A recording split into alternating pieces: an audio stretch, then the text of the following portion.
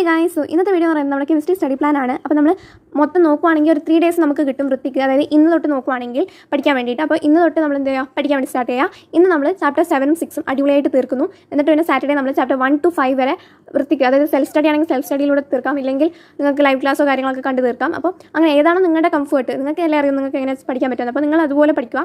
പിന്നെ നമ്മൾ സൺഡേ ക്വസ്റ്റ്യൻസും കാര്യങ്ങളൊക്കെ പ്രാക്ടീസ് ചെയ്ത് നോക്കുക.